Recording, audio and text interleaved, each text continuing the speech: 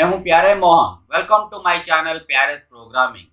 आज हम लोग स्टैक प्रोग्रामिंग करेंगे, इसीलिए थोड़ा कॉफी पियो, गरम कॉफी अंदर ले जाओ, दिमाग को कूल करो, प्रोग्रामिंग स्टार्ट करो। तो चलो स्टार्ट करते हैं stack programming.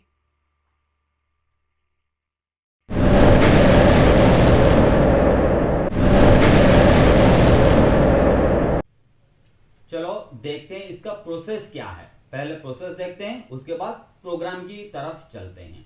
So as for the question मैंने एक एरे बनाया है यहाँ पे जो एक लिस्ट की तरह काम करेगा। So these are the values that is stored in a list. At the bottom नीचे जो आप देख रहे हैं ये उसका इंडेक्स पोजीशन है। हम एक एक एलिमेंट निकालेंगे, देखेंगे ये साथ के साथ डिविजिबल है कि नहीं। अगर है तो ये वाला मेरा स्टैक है, इसके अंदर हम लोग पुश करेंगे। तो चलो स्टार्ट करते हैं। I am checking, that's why if ARR of 0, ARR is my list का 0 position is my index position. Look at this, we have to write the index position like this with in the square bracket. So ARR of 0 position contains my 14. So 0 is my index position, 14 is my value. So यहाँ पे आपका 14 value है। Now modulo 7 is equals to 0। हमें कैसे पता चलेगा ये साथ के साथ डिविजिबल है कि नहीं? हमें उसका रिमाइंडर देखना है। अगर रिमाइंडर 0 है तो डिविजिबल है। मुझे 7 के साथ डिवाइड करना है, इसीलिए मैं यहाँ पे 7 लिख रहा हूँ।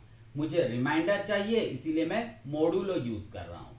सो अब ये पूरा क्या बन गया आपका? ARR of 0 is my 14 modulo 7। तो 7 2 जा 14, रिमाइंडर क्या आ गया आपका? 0। So this part gives you 0। Now 0 is equal to 0, double equal to आपको यूज करना है क्योंकि ये कंडीशन है। 0 is equal to 0, it is true. So अब आ गया इसका ट्रू। सो अगर ट्रू है मुझे इसको पुश करना है। कहां पे? स्टैक में पुश करना है इसको, इसीलिए मैंने स्टैक में पुश कर दिया इसको। अब टॉप मेरा 14 को पॉइंट कर रहा है। अब देखिए स्टैक में ऑलरेडी 14 है, मुझे अभी चेक करना है 1 इंडेक्स पोजीशन। 0 तो ऑलरेडी चेक हो गया है। So look at this, 1 index position contains my 35। So ARR of 1 value is my 35. Again I will check it out. Modulo 7 equals to 0. So 35 को डिवाइड करो आप 7 के साथ। 7 5 जा 35, रिमाइंडर आ गया आपका 0। So 0 equals to 0, again it is true. So I will again push it onto the stack. So look at this, my top is now pointing to 35. So let's check for the next one. So again if ARR of 2 position अब check करेंगे। अब क्या है? 14 है, 35 है। So फिर से चलते हैं। ARR of 2 position, now ARR of 2 index position contains my value 12. Now modulo 7, 1 जा 7, तो रिमाइंडर आ गया कितना आपका? 5। 5 is equal to 0 is false। अब इसका पूरा कितना आ गया रिमाइंडर? रिमाइंडर आ गया आपका 5। So 5 equals to 0 is your false। So that's why I am not going to push it onto the stack। So फिर already I am having 35 and 14 into the stack। Now I will check for the third index position। So if ARR of 3 index position, now third index position contains 49, so value is 49।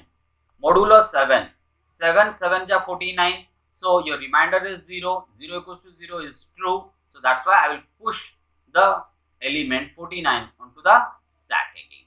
So now I am putting, now top is pointing to 49। So now list is over। So all the elements I have checked and I have pushed into the stack। समझ में आ गया algorithm? अब programme की तरफ चलते हैं।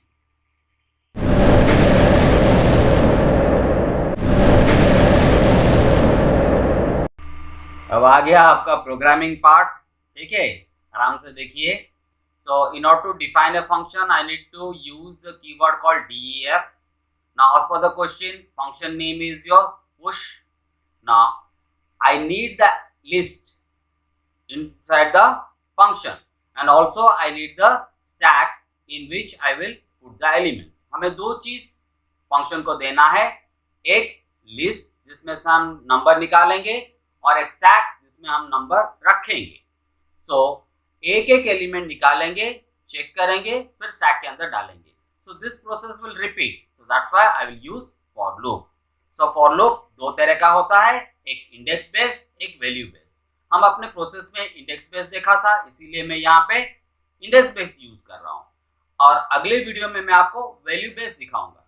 जो आपको सही लगे एग्जाम में यूज कर लेना आप। तो for C is the variable name in range, that means I need to check whether the current value is available within the range or not. Okay, so the range function takes three parameter. First one is your starting, second one is your stop, third one is your step. So if I'm not giving anything, default start is 0, so I need to start from the 0 position, so that's why I am ignoring it. And the second one is and is excluded, इसीलिए मैंने देखा रखा है length of ARR. Length function is used to return number of element in the list. अब जितना number है वो उतना रिटर्न करेगा। सपोज 5 है तो वो 5 रिटर्न करेगा, और यहाँ पे एंड एक्सक्लूड है मतलब वो 4 तक जाएगा, तो अपना काम हो गया। 0 1 2 3 4 काम खत्म। और स्टेप डिफॉल्ट इज +1, और यहाँ पे हमें +1 चाहिए, इसलिए मैं उसको इग्नोर कर रहा हूँ। उसके बाद मैं चेक कर रहा हूँ, चेक के लिए हम लोग इफ यूज करते हैं। If ARR is my list name, C is my index position. Now first index position is my 0, so as per my list I had how many elements? I had 1 2 3 4 elements. So length of the stack, length of the list is your 4, so it will move from the index position 0 1 2 and 3 because 4 is excluded. ठीक है, तो पहले C का value क्या है? 0 है। ARR of 0 position, ARR of 0 position में क्या है मेरा? देख लो थोड़ा एक बार, 14 है। So that's why 14 modulo 7 equals to 0. 7 2 is 14, remainder is 0. It is true. So that's why ARR of C position, list of C position is your 0. 0 position में क्या है मेरा? 14 है। Append function is used to add an element to the end of the stack. So that's why stack dot operator is used to call the function. Append function is used to add an element at the end. क्या add करना है? List का C index position value, जहां पे ये वाला C अपना 0 जाएगा, फिर 1 जाएगा, फिर 2 जाएगा, फिर 3 जाएगा, और 4 के टाइम में फॉल्स हो जाएगा। तो पुश फंक्शन खत्म। चलो दूसरा फंक्शन क्या बोलता है? डिस्प्ले करवाने के लिए। तो फंक्शन यूज करने के लिए हम लोग क्या यूज करेंगे? Def keyword to define a function, show as per the question, function name, stack. So मुझे क्या दिखाना है? स्टैक में से एलिमेंट निकाल के दिखाना है, लिस्ट तो नहीं चाहिए, इसीलिए मैं सिर्फ स्टैक पास कर रहा हूं। यहाँ पे पहला कंडीशन क्या था? अगर स्टैक एम्प्टी नहीं है तो दिखाओ, अगर एटलीस्ट एक एलिमेंट, अगर खाली है तो एरर दिखाओ। इसीलिए मैं चेक कर रहा हूं, इसीलिए I am using if to check it out. क्या चेक करना है? स्टैक को चेक करना है। Stack is equals to is used to check it out, so that's why equals to then empty square bracket, that means if the stack is empty, तो मुझे क्या दिखाना है? stack underflow error message दिखाना है। उसके बाद अगर नहीं है तो I will check else। क्या करना है? मुझे एक एक एलिमेंट निकालना है। कहां से निकालना है? लास्ट से फर्स्ट तक निकालना है, इसीलिए मैं बोल रहा हूं length of the stack. Already हमने देखा है लेंथ ऑफ द स्टैक क्या है? 4 है। अब 4 इंडेक्स पोजीशन में तो कुछ डाटा है नहीं, थर्ड इंडेक्स पोजीशन में है, because it starts from 0। Look at this, starts from 0 and ends at 3 for 4 elements. इसीलिए हम क्या कर रहे हैं? Length of the stack is 4 - 1, that is your 3। सो हमें 3 इंडेक्स पोजीशन में स्टार्ट करना है। Now stop is -1 is excluded, so that's why it will move up to 0. Now step is -1 because from 3 I will move 3, then 2, then 1, 2, then 1, then 0. So that's why step value is your -1. अब दिखाना क्या है?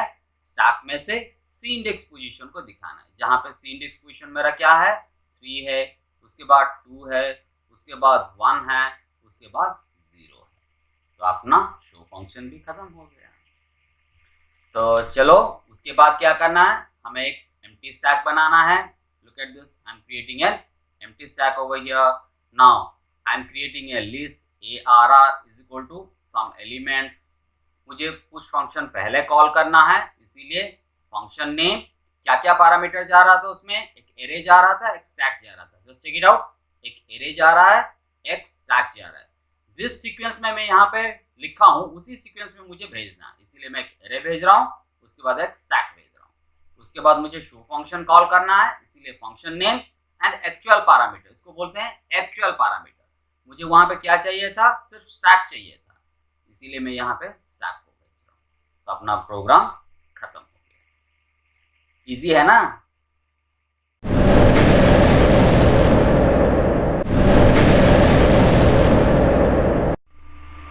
तो चलो थोड़ा dry run करके देखते हैं, आपको थोड़ा कॉन्सेप्ट और क्लियर हो जाएगा. Okay, so this is my stack which is initially empty. My top is pointing to an empty stack.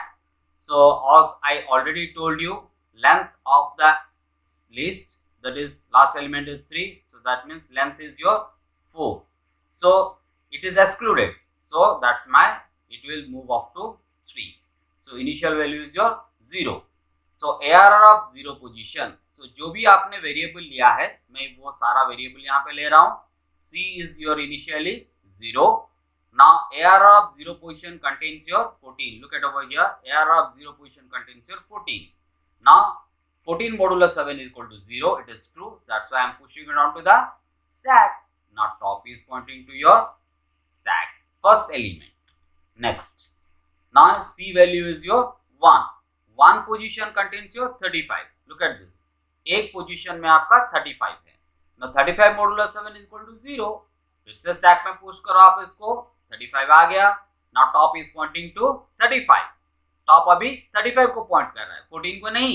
ठीक है, चलो next. C value is your 2 now. Now 2 position contains your 12.